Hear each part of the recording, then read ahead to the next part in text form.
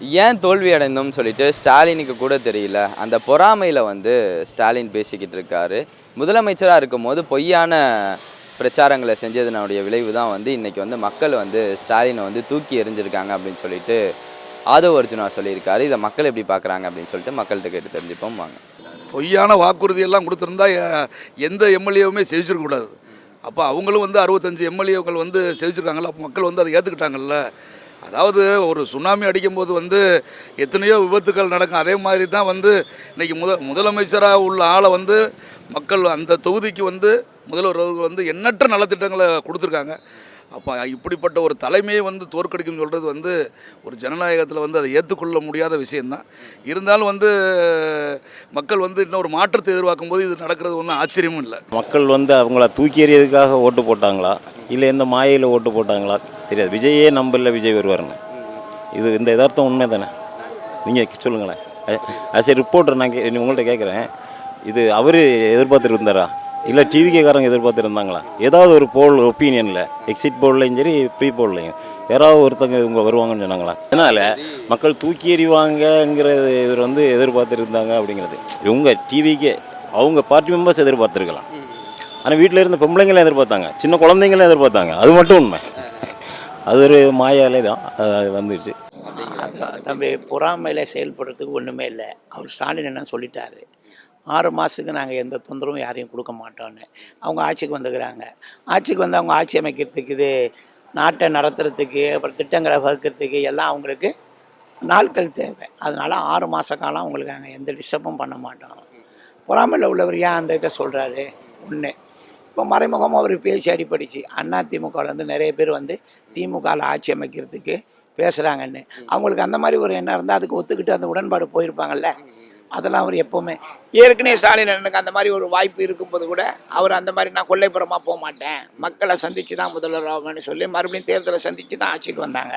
அதனால் அவருக்கு எந்த பொறாமையும் இல்லை. கண்ணியமாக அவர் ஒதுங்கிட்டார்.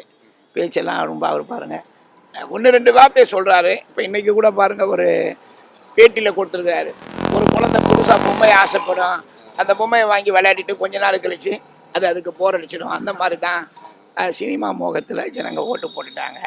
அது நீண்ட நாளைக்கு இதுதான் உண்மை. தமிழ்நாட்டில் இருக்கிற 234 தொகுதியில் ரொம்ப ரொம்ப ரொம்ப செழிப்பாக இருக்கிற தொகுதி வந்து குளத்தூர் தொகுதி. அவர் தொகுதி தான். அங்கே இல்லாத அடிப்படை வசதியே இல்லை. காலேஜ், ஸ்கூலு, ஆஸ்பத்திரி, கல்யாண மண்டபம் எல்லாமே. அந்த கட்சியில் இருக்கிற தொண்டர்கள் ஓட்டு போடுறவங்க எல்லாம் அப்படியே இருக்கிறாங்க. புதுசாக உருவான இளைஞர்கள், அவங்களும் பெண்களும் சினிமா மோகம் உள்ளவங்களும் மாற்றி போட்ட ஓட்டு தான் அவர் தோத்துட்டாரு. தவிர அவர் வந்து நன்றி சொல்ல போகும்போது ஏகப்பட்ட பேர் அழுதாங்க. அதனால் அவருக்கு எந்த போட்டி பொறாமை, தோத்துட்டோம் அவ்வளோதான், முடிஞ்சு போச்சு. இருக்கிறவங்க ஆளுட்டோம் நல்லா. ஆனால் இல்லைன்னா திருப்பி நமக்கு ஒரு வாய்ப்பு கிடைக்கும்னு தான் நினைக்கிறாங்க. வேறு ஒன்று அப்படின்றாருல. அவங்க வந்து அதாவது வந்து காழ்ப்புணர்ச்சின்றது வந்து இன்னொரு கட்சியிலேருந்து இன்னொரு கட்சி தலைவர் சொல்கிறோம் வச்சுங்களேன். அவங்க யதார்த்த நடக்கிறத சொல்கிறாங்க. அவர் தான் ஸ்டாலின் தான் வந்து கம்யூனிஸ்ட்டு, விடுதலை சக்தி கட்சி, ஐஎம்யூலாம் போய் நீங்கள் சப்போர்ட் பண்ணுங்கள், இல்லைன்னா கவர்னர் ஆட்சி கொண்டு வந்து அவர் தான் ரெக்கமெண்ட் பண்ணுறாரு, அவர் தான் சொல்கிறாரு. அவர் தான் அது நடையில் தான் அந்த 118 பேரை மெஜாரிட்டி காட்டி ஆட்சிக்கு வந்தாங்க. அப்புறம் வந்த உடனே வந்து இன்னும் கொஞ்சம் என்ன அதிகமான ஆட்கள் வேணும்னு சொல்லி இது வாங்குறது, ராஜினாமா சொல்கிறது, திரும்ப இது பண்ணுறது அப்படின்றதெல்லாம் வந்து ஒரு அரசியல் கட்சின்ற முறையில் வந்து இப்போ நம்ம சொல்கிற மாதிரி அவங்களுக்கு உரிமை இருக்குல்ல. அதை போய் காழ்ப்புணர்ச்சி அது வந்து அப்படி இப்படி சொல்கிறதுனாக்க வந்து அது சரியாக இருக்காதுல்ல. நீங்கள் சொல்கிற கருத்தை வந்து நியாயமானது ஏற்றுக்கலாம், அது எப்படி ஏற்றுக்கிறது? ஆனால் இவர் ஸ்டாலின் பொறாமையில் இருக்கார் அப்படிங்கிறார். அவருக்கு என்ன பொறாமை இருக்குது? அவர் இதனால் அவருக்கு பொறாமைப்பட்டு என்ன ஆகிறது? எதாவது நடக்குது, பேர் நடக்குது, அதை வந்து கட்டிக்கிறாங்க, அதை வந்து ஆட்சேபனை செய்கிறாங்க, கண்டனம் கொடுக்குறாங்க. அதை எப்படி வந்து நம்ம வந்து பொறாமைன்னு சொல்ல முடியும்? ஜனநாயக நாட்டில் அவங்க கருத்தை சொல்கிறதுக்கு உரிமை இருக்குல்ல சார். கடந்த தேர்தலில் கூட வந்து பொய்யான பிரச்சாரங்களை செஞ்சதனுடைய வெளிப்பாடாக தான் வந்து மக்கள் வந்து திமுகவை தூக்கி எறிஞ்சிட்டாங்க அப்படிங்களான்ற. அது உண்மைதான். ஏன்னா இது எல்லாமே வந்து பொய்யால் மாய பிம்பத்தால் கட்டியமைக்கப்பட்ட அரசு தான் இது. பொய்யான பிரச்சாரத்தை பண்ணினாங்கன்றது வந்து எது பொய்ன்னு சொல்லணும் இல்லையா? இவங்க தான் சொன்னாங்க. அப்படி சொன்னது எல்லாமே தாவக்க தான். அது ஒரு மந்திரியே சொல்லியிருக்காங்க, திமுக மந்திரியில் வந்து கடைசி போகிறதுக்கு முன்னாடி வந்து 10.5 லட்சம் கோடி அப்படியே வடச்சி தூவி வாங்கி எடுத்துகிட்டு போயிட்டாங்கன்னு சொல்கிறாங்க. அது உண்மையா? நடக்குமா?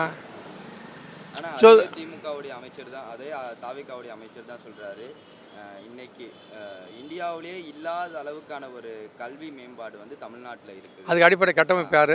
இவங்க தானே. அஸ்திவாரம் போட்டு இவங்க தானே சார். அது ஆமாங்கிறாரு. அப்போ இந்த கிரெடிட் யாருக்கு போய் சேரும்? நேச்சுரலி திமுக தானே. அதனால் அவங்க வந்து ஒன்று பார்த்து செஞ்சாங்க. இவங்க அதுக்கு மேலே செய்யாடி கூட பரவாயில்ல, அதை அழிக்காமல் இருந்தாலே நமக்கு நல்லது. அதே போல் தான் மருத்துவர் அமைச்சரும் சொல்கிறாரு, இந்தியாவிலே இல்லாத. ஆமாம், போயிட்டு நேச்சுரல் இல்லை. நீ எந்த டிபார்ட்மெண்ட் பார்த்தீங்கன்னா இந்த நிதித்துறை இன்றைக்கி பாருங்கன்னா இந்த growth ரேட் வந்து இன்றைக்கி ரிசர்வ் பேங்கே ஒத்துக்கிடுச்சு. Double digit growth. அது யார் பண்ணது? திமுக அரசு. அது நல்லது பண்ணது வந்து ஏற்றுக்கிறது தானே வேணும். அந்த அடித்தளத்தில் தானே இவங்க நடக்கிறாங்க. அதனால் இவங்க அதுக்கு மேலே போகாட்டி பரவாயில்ல, இருக்கிறத கெடுக்காமல் இருந்தால பெரிய சமாச்சாரம். இந்த பாருங்களேன், இப்போ இந்த 78 கொலை நடந்திருக்குது, கற்பழிப்பு அதெல்லாம் நடக்குது. இல்லாதனாலும் இல்லை. அங்கே இருந்தாங்க இங்கே மீனாட்சி அம்மன், நான் மதுரை தான், மீனாட்சி அம்மன் கோவிலே ஒரு 17 வயசு சிறுவனை வெட்டி கொண்டு இருக்காங்க. என்ன அது சமாச்சாரம்? இதே மாதிரி நடந்துச்சுன்னா காலம் குத்திருப்பாங்க. ஏய் ஸ்டாலின் சார் என்ன வேடிக்கை பார்க்குறேன், இதெல்லாம் யார் பொறுப்புனாங்க? இப்போ யார் கேட்குறது? சரி, நீங்கள் திறமையான ஆட்சினாக்க உங்கள் செயல்பாட்டில் உங்கள் நிர்வாகத்தில் காட்டணும் இல்லையா? தினம் நடக்குது. 80 வயசு பொம்பளை கூட கற்பழிக்கிறாங்க. என்ன சொல்கிறது? இன்னும் 1 மாதம் கூட ஆகலை ஆட்சிக்கு வந்து. என்ன சொல்கிறது? அந்த மாதிரி அலங்கோல் இருக்குது, மக்கள் பார்க்குறாங்க. இது தாவேக தான், அதில் சந்தேகமே இல்லை.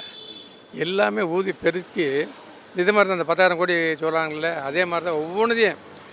எங்கே ஒரு கொலை நடந்தீங்க, பழைய வீடியோ எடுத்து பாருங்களேன். ஸ்டாலின் சார் இந்த பொண்ணு வந்து அந்த சூழலில் வந்து அவங்க கற்பழிச்சலை கொண்டுட்டாங்க, உலர்ந்து வந்து அந்த உயிரை திருப்பி கொண்டு கொடுக்கணும்னு காது கத்துனார், தொண்டைக்கடி கத்துனார். இன்றைக்கி அதே சூழலில் வந்து 10 வயசு குழந்தைய வந்து கொண்டு இருக்காங்க. இவர் என்ன செய்கிறாரு? இவர் கேட்ட கேள்வி அவர் திரும்பல. சரி, அவங்க தப்பு பண்ணாங்கன்னு சொன்னாக்கா ஆட்சி அவங்களுக்கு போயிடுச்சு. நீங்கள் உங்களுக்கு நல்ல செய்வங்க தான் உங்களை கொண்டு வந்தாங்க. நீங்கள் என்ன செஞ்சீங்க? நீங்கள் என்ன காப்பாற்றுனீங்க? மறுபடியும் வந்தோடனே சிங்கப்படின்னு நடத்துனீங்க. சிங்கப்பெண்படின்னு நடத்தாங்க. சிங்கப்பெண்படி எங்கே போச்சு? இத்தனை குழந்தைகள் காரணத்துக்கு என்ன செய்கிறது? தூங்கிட்டு இருக்காங்களா? இதெல்லாம் கேட்பாங்கல்ல. அதனால் என்னுடைய கணிப்பு வந்தாச்சுனாக்கா, எந்த விஜயை வந்து தூக்கி வச்சாங்களோ அந்த மக்களே வந்து இந்த ஆள் இவ்வளவு மோசமான ஆள், இவருக்கு போய் ஓட்டு போட்டோமா அப்போ நிலைக்கு வந்துடுவாங்க இவங்க செய்கிறத பார்த்தாக்க. சாத்தியப்படுத்துன்னா அதை ஒரு பிப்ரவரி மாதம் இடைக்கால பட்ஜெட்னு ஒரு பட்ஜெட் போடும்போது தெளிவாக சொல்லியிருக்காங்க, இங்கே 10 லட்சம் கோடி கடன் இருக்குது. அதுக்கு பிறகு தான் நீங்கள் தேர்தல் அறிக்கை சொல்லியிருக்கீங்க. அந்த தேர்தல் அறிக்கை சொல்லுக்கு முன்னால் நீங்கள் அந்த 10 லட்சம் கோடி கடன் சொல்லாமல் அவர் ஏமாத்திருந்தாலும் நீங்கள் சொல்லலாம். சரிதானே? பொய்யான வாக்குறுதியெல்லாம் கொடுத்துருந்தா எந்த எம்எல்ஏவுமே செவிச்சிருக்கக்கூடாது. அப்போ அவங்களும் வந்து 65 எம்எல்ஏக்கள் வந்து செவிச்சிருக்காங்கல்ல, அப்போ மக்கள் வந்து அதை ஏற்றுக்கிட்டாங்கல்ல. அதாவது ஒரு சுனாமி அடிக்கும்போது வந்து எத்தனையோ விபத்துக்கள் நடக்கும். அதே மாதிரி தான் வந்து இன்றைக்கி முதலமைச்சராக உள்ள ஆளை வந்து மக்கள் அந்த தொகுதிக்கு வந்து முதல்வர் வந்து எண்ணற்ற நலத்திட்டங்களை கொடுத்துருக்காங்க. அப்போ இப்படிப்பட்ட ஒரு தலைமையை வந்து தோற்கடிக்கும்னு சொல்கிறது வந்து ஒரு ஜனநாயகத்தில் வந்து அதை ஏற்றுக்கொள்ள முடியாத விஷயந்தான். இருந்தாலும் வந்து மக்கள் வந்து இன்னும் ஒரு மாற்றத்தை எதிர்பார்க்கும் போது இது நடக்கிறது ஒன்றும் ஆச்சரியமும் இல்லை.